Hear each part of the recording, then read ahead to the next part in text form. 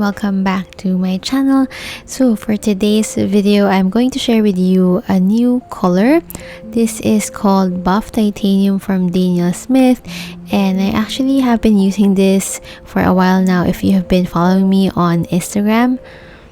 So it's just a nice muted yellow color, and I'm pretty sure you can mix this color, but it's always just more convenient to have it pre-mixed in a tube like this.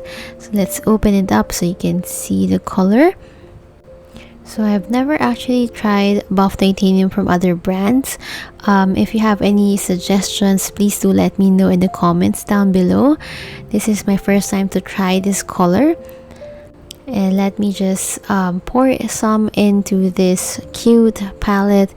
It is by Ceramics by Jazz. I'm gonna try and put it in the description box. So when you squeeze it out, the color looks a little flat, but once you paint with it, it just feels like magic. I don't know how I can explain it better, but it's just a nice color for painting delicate florals. Okay, so let's start. So for reference, I'm going to use this book from the Flower Color Guide, and I think we can paint peonies just like this. There are different kinds in this book, which is why I love this book so much. And just to make it more fun, we're going to use a filbert brush. This is from the Silver Brush line, and you can find this on Amazon as well. I'm gonna put the link below. It's a pretty decent brush. That's about $9 or $10 for a big brush. I think that's a good price. Okay, so I also love this brush because you can create beautiful petals. You just have to twist and turn your brush to create different strokes. If you would like to learn more about watercolor florals, I do have a lot of classes on Skillshare, and if you're a new student, you can have 1 month free access to all my classes.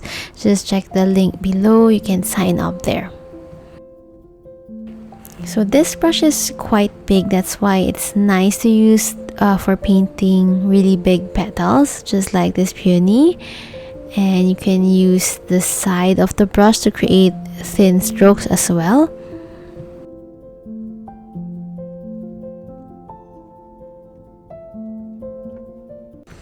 Now for the center, we can use just permanent yellow deep.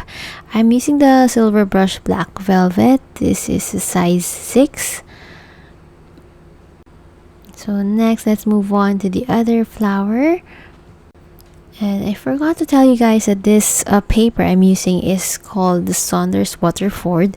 It's actually one of my favorite papers, but I stopped using it only because it was more difficult to get it locally here in the Philippines. There used to be a distributor, but I think they stopped selling. I sometimes get my Saunders Waterford from Jackson's Art. So I usually buy in like big sheets, and then I would cut it up in smaller sheets just like what you're seeing here. Okay, now I'm gonna grab a little bit of that violet and add it to the tips of the petals to create that shadow look. Anyway, I hope that you will enjoy watching the rest of this video.